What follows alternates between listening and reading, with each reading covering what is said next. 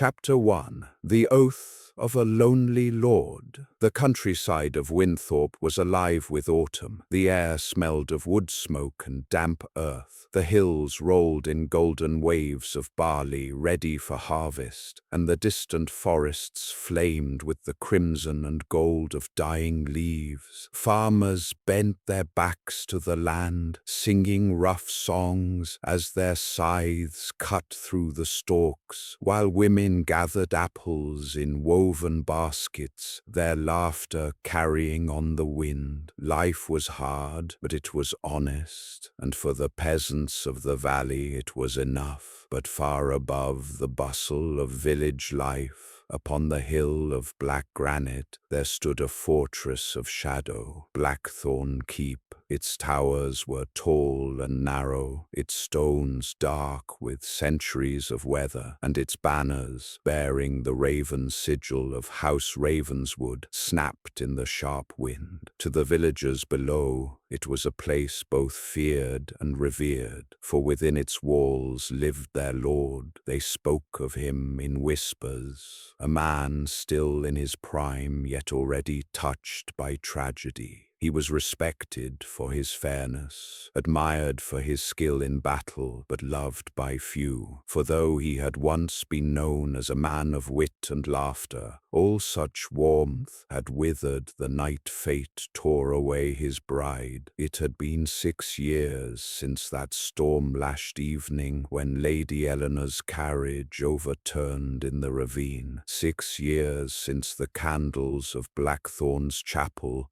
had guttered in the wind, while a young groom stood cloaked in grief before an empty altar. On that night, Alistair had ridden alone into the tempest, his cries swallowed by thunder, his heart broken beyond repair. And there, in the silence after the storm, he had sworn an oath: never again, never shall I wed, never shall I give my heart to love, for love is a cruel snare, and I am its broken captive. The villagers still murmured of that vow. They called him the widowed groom, though he had never wed. They pitied him in secret, but feared his distance, for his eyes were sharp as a hawk's, and his temper swift when crossed. Inside the keep, life was as cold as its master. The great hall was vast but silent, its long tables empty of merriment. Servants moved quietly, never daring to gossip in their lord's presence. The only sounds were the crackle of the fire and the echo of boots on stone. Alistair himself moved through these halls like a shadow of flesh and bone. He was tall, broad-shouldered, and carried himself with the precision of a soldier. His dark hair, once untamed in youth,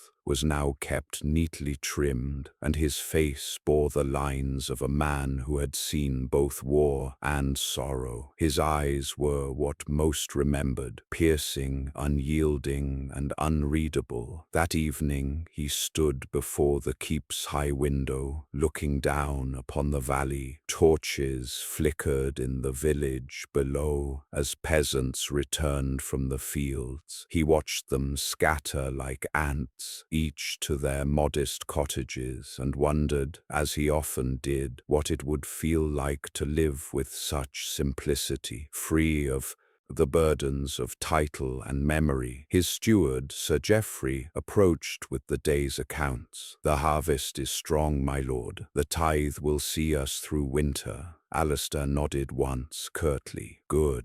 Shall I prepare the guest hall for the Ashcombe delegation, the Baroness and her daughter?" "No." The word cracked like a whip. Geoffrey hesitated. "But, my lord, Lady Beatrice is—" "I said no." Alistair's gaze sharpened. "I will not entertain suitors, not now, not ever." The steward bowed, masking his sigh. He had served Alistair since boyhood and knew well the futility of pressing this matter. Still, the keep's future depended on an heir, and the whispers of rebellion grew stronger each year. The Ravenswood line went uncontinued, but Geoffrey held his tongue. When the steward left, silence reclaimed the hall. Alistair turned from the window, striding across the stones, his cloak trailing like a shadow behind him. He donned his gloves and descended to the stables, where his black stallion stamped restlessly. "Easy," he murmured, running a gloved hand down the horse's neck. The beast whickered softly, recognizing its master's voice. Moments later, Alistair swung into the saddle and urged the horse through the gates into the cool embrace of the night. The ride carried him down into the village. He often came at dusk to inspect his lands, though the peasants shrank from his presence. Mothers pulled children indoors, men doffed their caps, and conversations stilled as he passed. He acknowledged none of them, his eyes fixed ahead, his mind locked in its iron cage. But that night, fate stirred. At the village well, a young woman struggled with a heavy bucket. She tugged the rope with steady strength. Her sleeves rolled past her elbows, her hair tucked beneath a kerchief, save for a few rebellious strands that caught the dying light. The water sloshed dangerously as she lifted the pail, and a child tugged at her skirts, laughing at some jest. She bent to ruffle the child's hair, her smile soft, her laugh bright as bells. It was then that Alistair's stallion snorted, hooves clattering on the cobbles. Startled, the young woman turned, her eyes lifting to meet his. They were green, green as the forest after rain, deep as moss and sunlight tangled together. For a heartbeat, the world seemed to halt. The chatter of the square faded, the clatter of hooves dulled, even the cool breath of the wind stilled. There was only that gaze, unguarded, curious, and alive. Alistair's breath caught, his grip tightened on the reins, and then, as if burned, he looked away, spurring the horse forward until the square lay behind him. But the damage was done. That night, as he sat alone in the cavernous hall of Blackthorn Keep, the fire casting shadows across the stone, Alistair found no peace. His goblet of wine sat untouched. His books and parchments lay forgotten. Again and again his mind betrayed him, conjuring the image of green eyes glimmering in the dusk, of a smile unclouded by fear. He clenched his jaw, scowling at the fire. "No," he muttered, "never again. I swore it, never again." Yet, try as he might, he could not banish the memory. For the first time in 6 years, the heart of Lord Alistair Ravenswood stirred, and fate, though patient, had begun to weave its thread. Chapter 2. The Peasant Girl's Song. The village square of Winthorpe was already stirring by the time Isolde Fairwin arrived with her basket of herbs. The air carried the mingled scents of fresh bread or smoke from the morning hearths, and the tang of livestock penned at the market's edge. Merchants called out their prices, women bartered over eggs, and children darted between stalls with wild laughter. Isolde found a corner near the well and laid out her small bundles of thyme, sage, and chamomile on a cloth. Beside her, her younger brother Thomas, just past his 10th year, sprawled on a barrel, carving a stick with a small knife he'd been warned not to misuse. His mop of brown hair kept falling into his eyes, and his grin was mischievous as always. "Mind yourself, Tom," Isolde said, arranging sprigs of lavender with practiced fingers. "If you cut that stick wrong, You'll take your thumb with it. Thomas puffed out his chest. I'll not. I'm to be a soldier one day. Soldiers don't fuss over cuts. Soldiers also don't come home with missing hands, she retorted, shaking her head. Her voice was gentle but firm, the same voice she had used since the day their parents had died, and the world had thrust responsibility upon her shoulders. Fever had taken their mother, then their father soon after, leaving Isolde at 16 to care for her brother alone. She worked where she could, laundry for the miller's wife, herbs gathered from the woods, a little sewing for those who could spare coin. It was not an easy life, but she met it with steady hands and quiet determination. She hummed while she worked. She always had. Even in the hardest of times, she had carried music on her lips, a habit learned from her mother. Today, as she tied a neat bundle of rosemary, she let an old tune slip free, a lullaby meant to chase away the dark. The notes were simple, but her voice was clear and unyielding against the clamor of the market. The song carried, and people noticed. A weary farmer paused to listen, his lined face softening. A mother smiled as her child swayed to the melody. Even a group of young lads, rough from the fields, stopped their teasing long enough to hear the sweet notes rise above the din. Thomas smirked. You'll have half the square falling in love with you if you're not careful, Izzy. She swatted him lightly with a sprig of mint. Hush, I sing for myself, not for them. But even as she spoke, a new presence entered the square. A man cloaked in dark wool, tall and broad-shouldered, moved with quiet purpose among the stalls. Though his hood shadowed his face, his bearing set him apart, straight-backed, decisive, commanding. People made space for him unconsciously, as though they felt the weight of his gaze, even if they did not know him by name. He often came to the village in disguise, preferring to see his tenants without the pomp of guards or banners. Most peasants, busy with their day, did not recognize him so plainly dressed, but Isolde, glancing up mid-song, felt her breath catch when his eyes found hers. He stood at the edge of the crowd, listening. The lullaby faltered on her lips, but only for a moment. She forced herself to finish, her cheeks warming as though the autumn sun had focused solely on her. When the last note faded, silence hung in the air for a heartbeat too long. Then the hooded man stepped forward. "You've a gift," he said. His voice was deep, steady, and though softened, it carried an authority that could not be disguised. Isolde startled,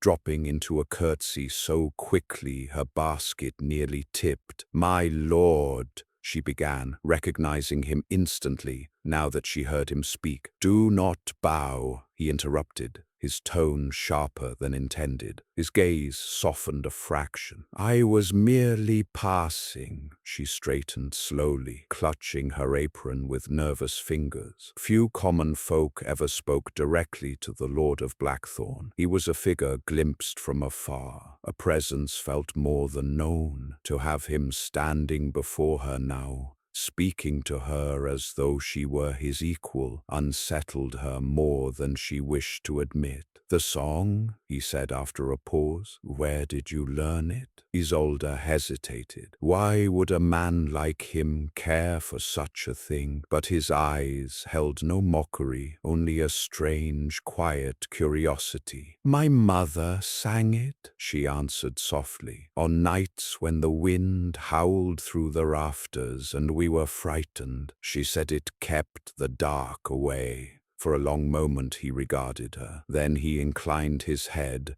just barely. "You honor her memory well." And with that he turned, vanishing back into the throng of villagers before she could speak another word. Isolde stood frozen, her heart hammering against her ribs. hands. She felt Thomas tugging at her sleeve. Was that truly the Lord?" he whispered, his eyes wide. "Yes," she murmured, still staring after him. "It was." That evening, back in their cottage at the edge of the woods, Thomas could not stop speaking of it. "You spoke to Lord Ravenswood. Did he scowl, as they say he always does?" Isolde laughed, though her cheeks flushed at the memory. "He did not scowl, not exactly, though he looked as though smiling would pain him." Thomas grinned, puffing himself up. "Maybe he'll remember us.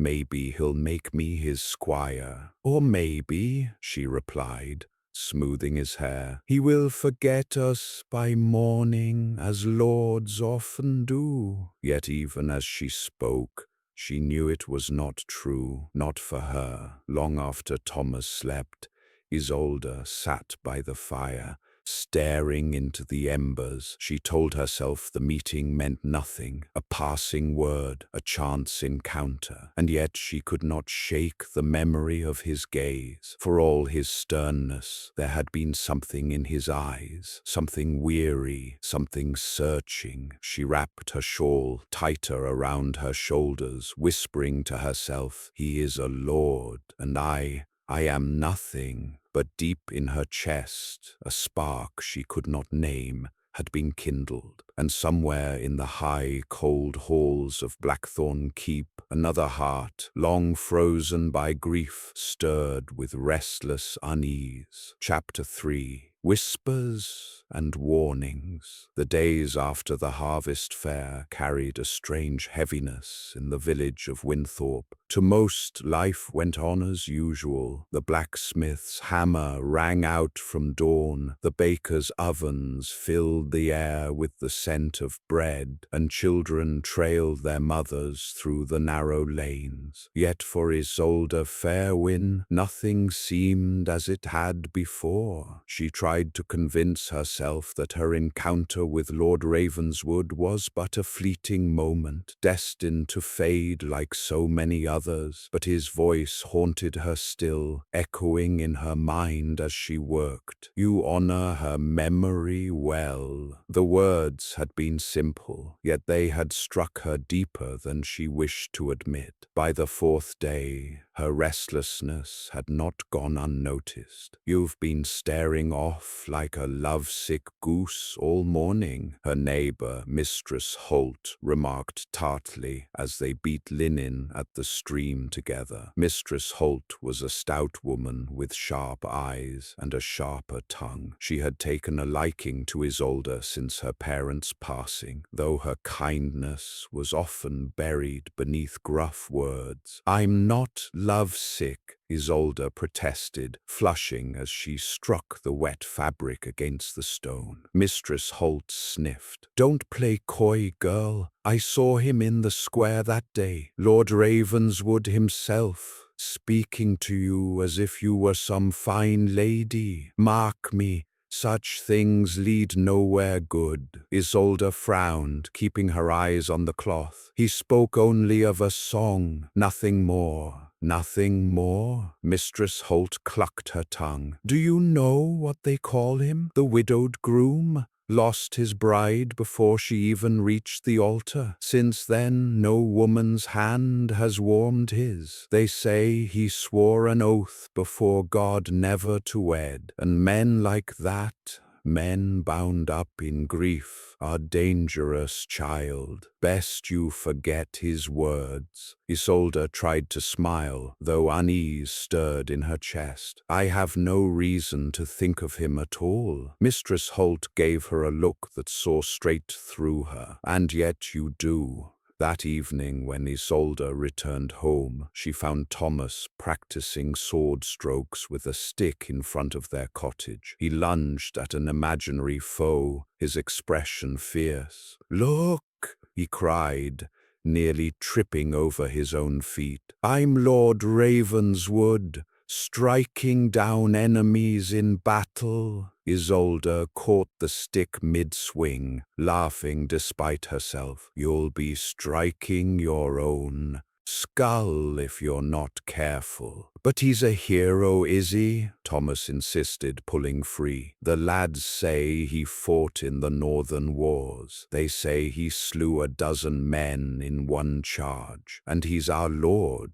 Don't you think it's grand that he spoke to you? Isolde's heart twisted. Her brother's admiration was innocent, untainted by the weight of whispers. She knelt, resting her hands on his small shoulders. Thomas, listen to me. He is our Lord, yes. But men like him, they live in a world apart from ours. You mustn't think of him as anything more. Thomas tilted his head, frowning. But why? If he's lonely, maybe he needs a friend. Her throat tightened. She brushed his hair from his brow and kissed it softly. Some walls are too high to climb, little one. Yet even as she spoke, part of her wondered if she was trying to convince herself more than her brother. Far above the village, in the shadowed halls of Blackthorn Keep, Lord Alistair Ravenswood sat in his solar, staring into the low burning fire. He had thought of her again. It infuriated him. He had not sought her face in the square that day. He had not meant to linger when her song caught the air. And yet he had. And now,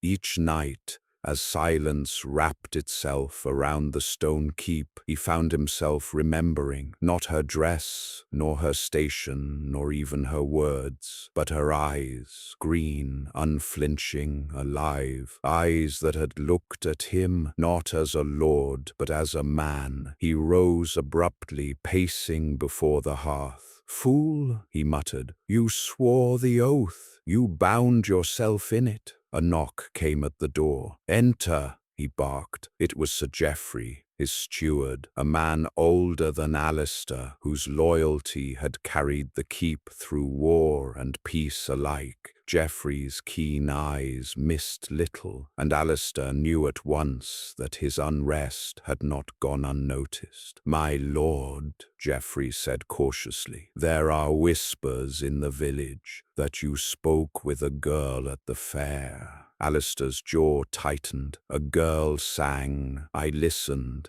That is all." Geoffrey inclined his head, though concern lingered in his eyes. "Forgive me, but I must remind you, such talk grows quickly in places like Winthorpe, and the girl herself, she will not go unmarked if tongues wag. I ask only that you tread carefully." Alistair turned sharply to the window, looking out over the darkened lands that stretched to the horizon. "Do you think me so weak, Geoffrey, that I would break my word for a peasant girl's song?" The steward said nothing for a long moment. Then quietly, "I think you are still a man, my lord, and men's hearts do not always heed their vows." Alistair's hands clenched at his sides. He dismissed Geoffrey with a curt wave, but long after the door shut, the words lingered like smoke in his mind. Back in Winthorpe, Isolde's nights grew restless. Each time she closed her eyes, she saw him, his dark figure framed by the crowd, his voice deep as it asked of her song. She scolded herself for it, tried to fill her days with work and Thomas's laughter, but the thought would not leave her. And then, one moonlit evening, as she returned from the woods with a bundle of herbs, she saw him again. He was on horseback, alone, at the edge of the forest path. The moon cast silver across his cloak, and his face was uncovered this time. Pale, strong, his expression unreadable. Her breath caught. She froze where she stood. "My lord," she whispered, dipping her head. "Isolde." He said her name as though testing the sound of it, rolling it across his tongue. She stiffened. She had not told him her name. "The villagers," he explained, noting her surprise. "They speak of you, the girl who sings." Her cheeks burned. "I did not mean to draw notice." "Sometimes," he said softly, "the light does not mean to shine, it simply does." For a moment, silence stretched between them, heavy with unspoken things. Then Alistair straightened in the saddle, his voice hardening. "Go home, Isolde Fairwin. Forget this meeting, as I must, for both our sakes." And before she could reply, he spurred his horse and vanished into the night. Isolde stood trembling on the path, the moonlight painting her in silver. Her heart ached with a longing she could not name, and though his words had been cold, she knew with sudden, startling certainty he would not forget her, and neither could she forget him? Chapter 4. The Price of Scandal. The first whispers began as nothing more than murmurs carried on autumn wind, a passing glance at the market, a hooded figure at the forest's edge, the Lord's stallion spotted near the peasant's cottage. Few dared speak openly at first, for Lord Ravenswood was not a man to be trifled with. Yet peasants' tongues are not easily stilled, and before long the quiet murmurs became talk, and talk became scandal. By the time winter's frost crept along the thatched rooftops, the tale of Isolde Fairwin and her lord had become the most spoken story in Winthorpe. Some said she had bewitched him with her singing. Others claimed she was little more than a temptress who sought to climb above her station. Still others shook their heads and muttered that the Lord was cursed by grief and that now he meant to drag an innocent girl into his ruin. Isolde bore it as best she could, but cruelty soon found its way to her door. One morning, as she crossed the square with her basket of herbs, a group of village women blocked her path. Their eyes glittered with cold judgment. "So it's true, then," one of them sneered, tipping her bucket forward. Cold water spilled down Isolde's front, soaking her plain woolen dress and chilling her to the bone. "Think yourself better than us, do you? Catching the eye of a lord?" Another hissed. Isolde gasped, clutching her shawl tight. I never sought."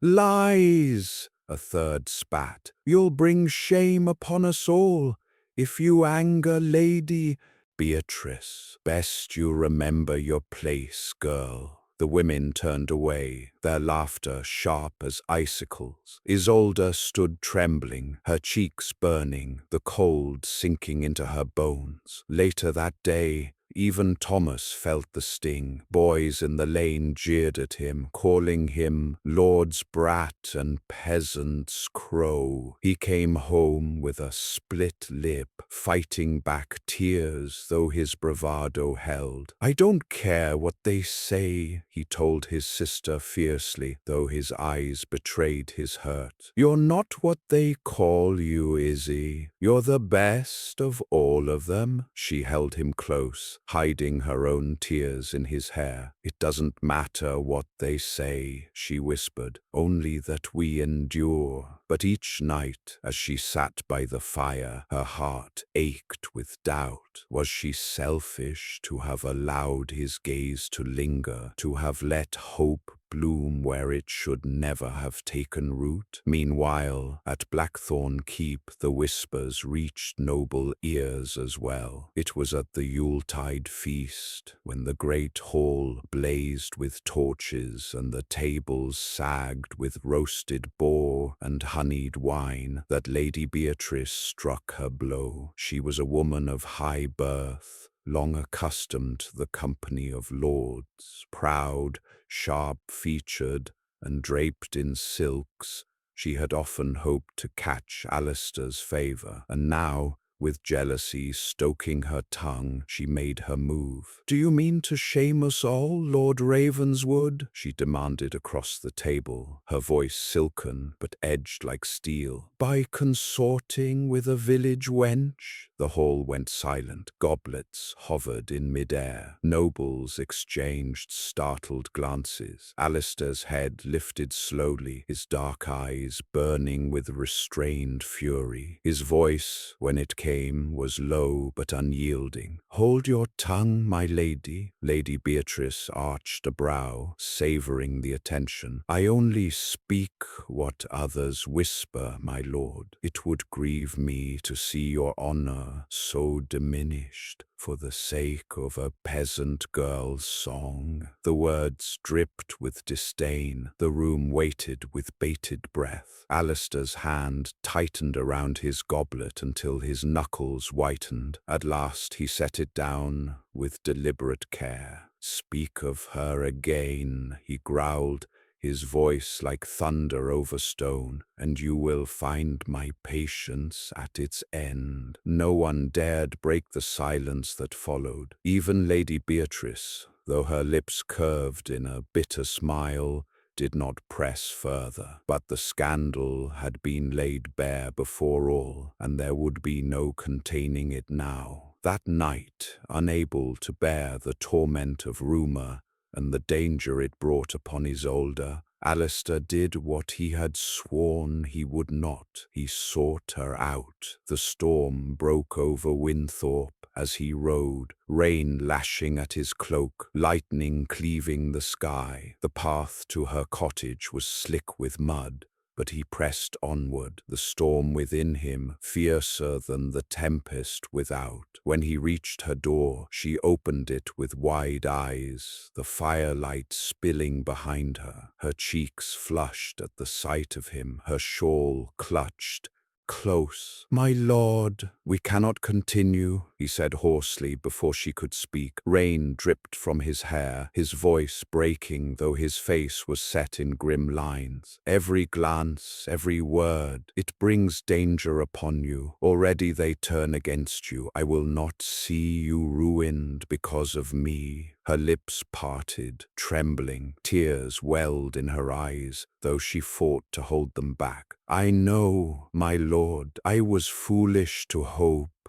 The words cut deeper than any blade, for in them he heard the echo of his own heart, the very hope he had sworn to bury. Alistair closed his eyes, as though in pain. He wanted to reach for her, to wipe away the tears that shone in the firelight. But his oath bound him still, and his duty weighed heavier than desire. Without another word, he turned, mounting his horse once more. The storm swallowed him as he rode away, rain and wind howling like the grief he carried within. And in her doorway, Isolde wept softly, knowing her heart had been claimed by a man who could not claim her in return. Yet neither of them could know this was not an ending. It was only the beginning of the storm to come. Chapter 5: Fire and Betrayal. Winter in Winthorpe was always cruel. Snow blanketed the fields, heavy and unrelenting, and the villagers clung to their stores of grain and salted meat with quiet desperation. A well-tended granary meant survival. An empty one meant hunger, sickness, and death before spring's thaw. That year the granary was more precious than ever, yet it was also that year when tragedy struck. On a night when the wind howled through the eaves and the moon lay hidden behind thick clouds, the cry went up, "Fire!" The village erupted in panic. Men grabbed buckets and rushed to the square. Women dragged their children from homes, and the church bell clanged its frantic warning. The granary, heart of the village's survival, was engulfed in flames. Sparks leapt skyward, carried by the icy wind, as the timber walls groaned and cracked beneath the heat. "Water! More water!" Voices shouted, but the buckets passed, hand to hand, did little to tame the inferno. By the time the roof caved in with a thunderous crash, the air was thick with smoke and despair. When dawn came, all that remained was a blackened skeleton of beams and ash. Half the village's food for winter was gone, and the whispers began anew. She was seen near the granary that very evening, someone muttered. Aye, with her herbs, always creeping about where she doesn't belong. She bewitched the Lord. Who's to say she didn't bring this curse upon us too? By midday, the whispers had sharpened into accusations. By nightfall, the sheriff, eager to quell the villagers' fury, had Isolde dragged from her cottage and thrown into the dungeons of Winthorpe's jail. Thomas wept and screamed, clinging to her skirts until a soldier shoved him aside. She's no witch, he cried, but his protests were drowned out by the jeers of the crowd. The truth, of course, was far darker. Behind shuttered windows, Lady Beatrice smiled as she listened to her steward's report. It had been her men who had crept to the granary with torches soaked in oil, her coin that had bought their silence. She had watched the flames from afar, her heart hard with satisfaction. Let the villagers blame the peasant girl. Let Alistair see her ruined in the eyes of all. Once the girl was cast out, or better, condemned, Lady Beatrice believed Alistair would have no choice but to return to his rightful station, where women of her standing awaited. But when word of the fire and Isolde's imprisonment reached Lord Alistair Ravenswood, fury unlike any he had known consumed him. He had just returned from the hunt, his cloak still dusted with snow, when Sir Geoffrey delivered the news. They say she set it herself, Geoffrey said grimly. The village clamors for punishment. The sheriff means to keep her in the jail until judgment is passed. Alistair froze, disbelief giving way to a rage so sharp it shook him. Lies, he snarled. She would not. Geoffrey's eyes held quiet warning. Beatrice's hand is in this, I do not doubt, but the people are convinced, my lord. You must tread with care. But Alistair was already moving. His boots struck the stone with the sound of thunder as he strode from the hall. Rage boiled in his chest, fierce and righteous. He had seen cruelty in war, treachery among nobles, but this attack upon an innocent girl struck deeper than any wound he had borne. By the time he reached the dungeons, his men scarcely dared stop him. The guards stammered, but he shoved past, seizing the iron keys and tearing open the cell door himself. Inside, by the dim torchlight, Isolde sat huddled against the damp wall. Her dress was torn, her cheek bruised where a jailer's hand had struck her to silence her protests. Her spirit, so often bright with music and laughter, seemed near broken. The sight drove a dagger into Alistair's heart. He crossed the cell in 3 strides and dropped to his knees before her. Isolde, his voice, so often hard, broke on her name. Her eyes fluttered open, wide with disbelief. My lord? Without hesitation, he gathered her into his arms. She was trembling, her body frail from cold and fear, and he held her as though by sheer strength he could shield her from the cruelty of the world. No more, he vowed, his voice fierce and raw. By God, no more. He rose, carrying her as though she weighed nothing, and strode from the dungeon. The guards shrank back, none daring to move against him, as his fury blazed like a living fire. The days that followed were chaos. His council pleaded with him to let the sheriff's judgment stand. His peers, nobles with cold eyes and calculating hearts, warned him that to protect a peasant girl accused of destroying the granary would disgrace him. Even the king's emissary arrived cloaked in royal authority to remind him of duty and lineage. "You are bound to your station, my lord," the emissary said gravely. "A lord does not cast aside honor for the sake of a common girl." But Alistair stood unyielding before his council, his court,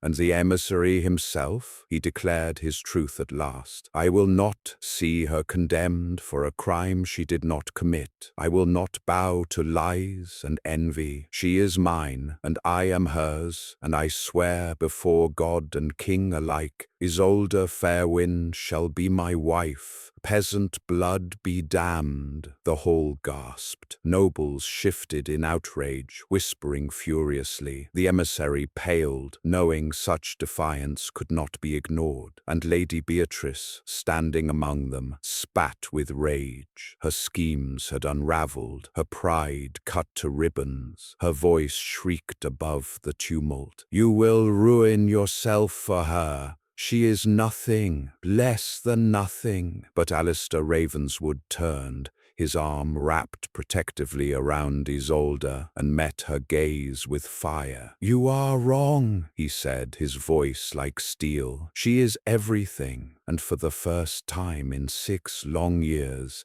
his heart was laid bare before all. Chapter 6. The Wedding of Defiance. Winter's grip finally loosened, and spring breathed new life across Winthorpe. The snow melted into rushing streams, green buds pushed through the dark earth, and blossoms crowned the hills with color. To the villagers, it was a season of renewal, of hope after bitter hunger. But within Blackthorn Keep it carried a meaning far deeper, a vow long denied, now finally spoken. The day of the wedding dawned clear and bright, yet it was no grand celebration with banners unfurled and minstrels playing. There were no processions of nobles in silks, no feasts laid out upon golden platters. Instead, the chapel of Blackthorn, built of ancient stone and echoing with reverence, bore quiet witness to a ceremony as humble as it was defiant. Only a handful of souls were present: Sir Geoffrey, loyal as the dawn, the village priest, trembling slightly under the weight of such an occasion, and 2 of Alistair's most trusted men-at-arms. Thomas stood too, proud and wide-eyed, his tunic freshly washed, his hair combed with nervous care. At the far end of the aisle, Isolde Fairwind entered. She wore no gown of velvet nor crown of jewels, only a simple dress of soft blue linen, her hair braided with sprigs of wildflowers Thomas had gathered that morning. Yet to Alistair, waiting at the altar, she was more radiant than any lady of court. Her steps were steady, though her heart raced, her cheeks flushed, not with shame but with courage. When she reached him, he took her hand. It was warm, calloused from work, and it fit against his as though it had always belonged there. The priest's voice trembled as he began the rite, for never had such vows been spoken across such a gulf of station. He spoke of duty, of love, of the bond forged before God and man, and then he bade the groom speak. Alistair Ravenswood, once the widowed groom who had sworn never to wed, lifted his gaze. His dark eyes burned with a fire unclouded by fear, grief, or doubt. He spoke the words he had buried for 6 long years, his voice steady as steel. "Before God and man, I take you as my wife. No vow shall I break, no grief shall part us. As long as breath is in me, I am yours, and you are mine." Isolde's tears spilled freely, though her smile shone brighter than the morning sun. Her own voice trembled as she answered, "And I take you, my lord, as my husband, in sorrow or in joy, In hardship or in peace, I am yours, and you are mine. When he slid the ring upon her finger, plain, wrought of silver, yet heavier with meaning than any jewel, the chapel seemed to still, as though heaven itself bent low to listen, and when their lips met in a kiss, it was not only love that bound them, but rebellion, a lord and a peasant, defying every chain of class and custom, declaring to the world that they would not be torn apart. But love, when shouted so boldly, carried a price. That very day, letters flew across the realm. Nobles who had once pledged allegiance to the Ravenswood name now withdrew their fealty in disgust, muttering of broken tradition and sullied honor. Allies grew cold, enemies sharpened their knives. Even the king's court rumbled with disapproval, for Alistair's defiance had struck at the very order of the realm. "They will come for you," Sir Geoffrey warned quietly as the chapel bells faded. "For both of you, wolves circle when they scent weakness." "I am no weak man," Alistair answered, though his eyes lingered on his bride with quiet ferocity. "And I will not let them touch her." Yet outside the keep, in the village, a different song rose. The peasants, so often forgotten, their lives weighed and measured by distant lords, rejoiced. For the first time, one of their own had been lifted high, seated at their lord's side, not as servant, but as wife. Children sang of Lady Isolde, women spoke of her courage, men raised their cups in her name. For them, the marriage was not scandal, but triumph, proof that love could defy the weight of blood and title. That night, when the torches were dim and the keep lay in quiet, Isolde lay beside her husband. Her head rested against his chest, listening to the steady beat of his heart. Once that heart had been locked away in grief, frozen in silence. Now it beat for her, strong, unyielding, alive. "Do you regret it?" she whispered, her fingers curling into his hand. He turned, pressing a kiss to her brow. "Not for all the crowns of England, not for all the power of kings." His voice was low, fierce, filled with a certainty that banished every shadow. "You are my heart, Isolde. You are worth every enemy, every battle, every storm to come." Her tears were silent, but her smile was radiant in the moonlight. For though the world outside their chamber might rage against them, within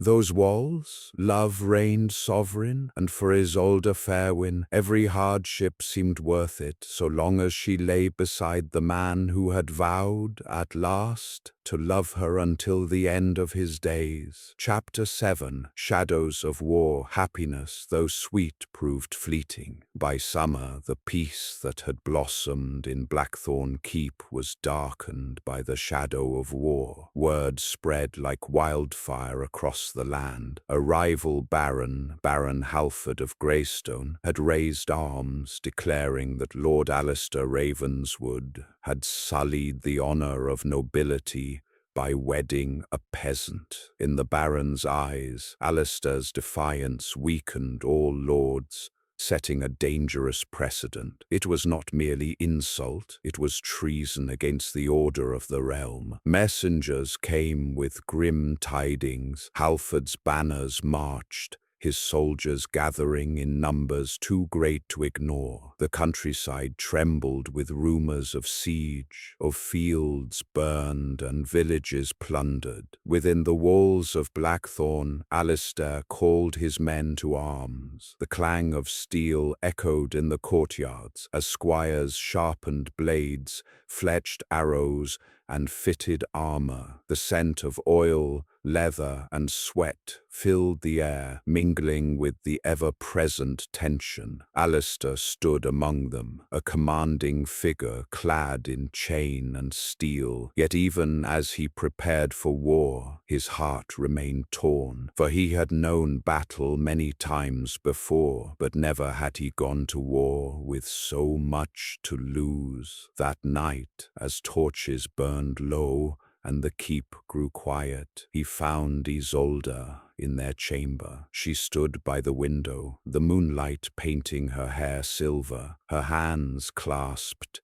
in silent prayer. He crossed the room and took her hands in his, pressing them to his chest. His voice was low, weighted with the truth he had long avoided. "If I fall," he said, eyes searching hers, "promise me you will live. Do not let grief destroy you as it once destroyed me." Isolde's breath caught, her eyes filling with fierce tears. She shook her head, clutching him tightly. "Do not speak of falling, Alistair. You are my heart. I will not lose you, not to blade, nor fire, nor treachery. You are mine, and I am yours." His hand brushed her cheek, calloused fingers tender against her skin. He kissed her deeply, tasting both fear and hope. "Then let me fight for that promise," he whispered. For us, the battle came with the rising sun. On the fields below Blackthorn, where once wheat had swayed golden in the breeze, the land was churned into mud by marching feet. Baron Halford's banners, a field of grey with the black hound, advanced in grim silence. At their head, Halford himself rode tall, his voice booming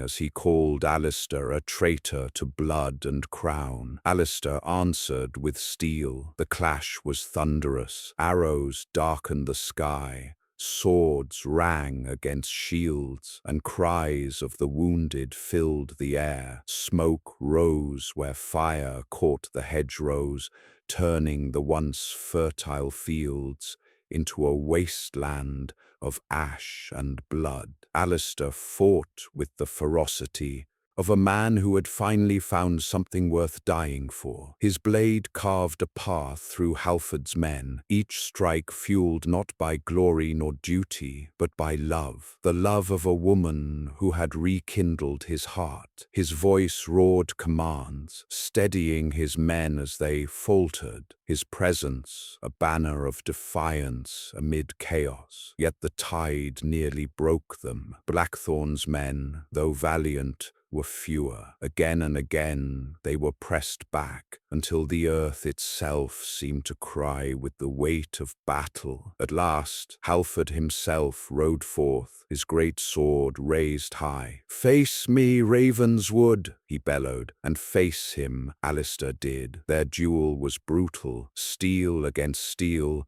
shield against shield, sparks flying with every strike. Halford was strong, but Alistair was relentless. The memory of Isolde's voice, her promise, her love, burned within him like a flame that no blow could extinguish. With a final cry, Alistair's blade struck true. Halford staggered, fell to his knees, and the grey banner crumpled with him. His men faltered, their will broken. The field grew quiet, save for the groans of the fallen. Victory had come, but barely and bitterly. When the smoke cleared, Isolde was among the first to run onto the blood-stained field. She cared nothing for the stares of soldiers or the whispers of nobles. Her skirts were muddied, her hair unbound as she cried out, "Alistair!" He turned, weary, blood-smeared but alive. The sight of her broke through the haze of battle. He dropped his sword,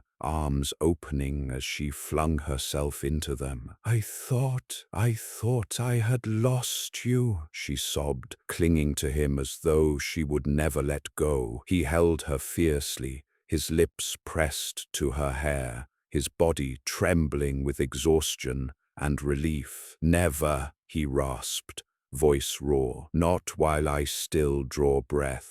The men around them, lords, soldiers, and peasants alike, watched in silence. For in that moment no victory, no loss, no title seemed to matter. There was only a lord and his lady, bound not by birth but by love, standing unbroken amid the ruins of war. And as Alistair held Isolde in his arms, he knew with unshakable certainty this was the life he had fought for, the heart he had bled for. She was not his weakness, she was his strength, his reason, his triumph. Chapter 8.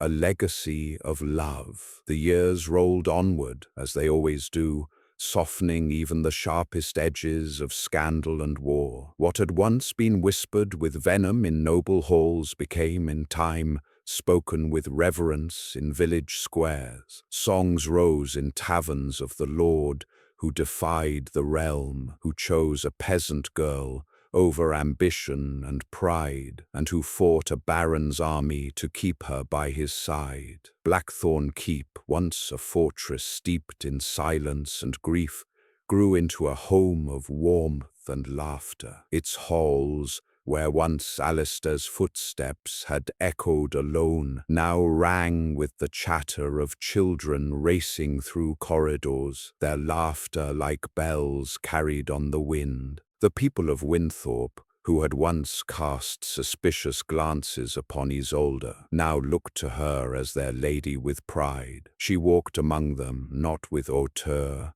but with the same gentle smile she had worn as a girl in the fields. She listened to their needs, their stories, their sorrows, and in her they found not just a lady, but a kindred heart. Alistair himself grew older, his dark hair touched with silver, his once unyielding frame tempered by the years. Yet there was a light in his eyes that had not been there in the days of his grief. It was the light of a man who had chosen to live again, who had found in love a greater strength than any sword or title could grant. Often when the day's duties were done, he sat by the great hearth with Isolde at his side. The fire crackled, casting golden light upon the stone walls, and her hand would rest, as it always had, entwined with his. Their children would tumble at their feet, weaving games with carved wooden knights and cloth-draped dolls, their giggles weaving music more precious than any minstrel's song. One evening, as the sun dipped low and painted the sky in hues of crimson and gold, Alistair watched the play of light on his wife's face. Lines had come to the corners of her eyes, softened with time, but to him she was more beautiful than ever, because every line was etched with laughter, with love, with life they had built together. Quietly, so only she could hear, he whispered, "I swore never to love again, and yet you stole my heart as if it had always been yours." Her eyes shone, tears brimming as she leaned into him, resting her head upon his shoulder. "It was always yours," she murmured, her voice soft as the firelight. "You had only forgotten where to look." He smiled, pressing a kiss to her hair, and in that moment all the battles, betrayals, and griefs seemed like distant shadows, for what remained was not sorrow, nor scandal, nor war, but the enduring flame of love that had outlasted them all. And so their story passed into legend, not a tale of lords and peasants, nor of titles and pride, but of two souls who chose love above all else and carved a future from the ruins of sorrow. Children yet unborn would hear the tale and dream of such devotion. Ballads would be sung of the lord who vowed never to wed, and the peasant girl who stole his heart. And in the laughter of their children and their children's children, the legacy endured, proof that love, once kindled, could outshine grief, defy pride, and change the course of destiny. For in the end, Alistair Ravenswood was remembered not as the lord who would not marry, but as the man who loved beyond all bounds. And at his side, forever and always, was Isolde, the peasant girl, who became his heart, his strength, and his legend.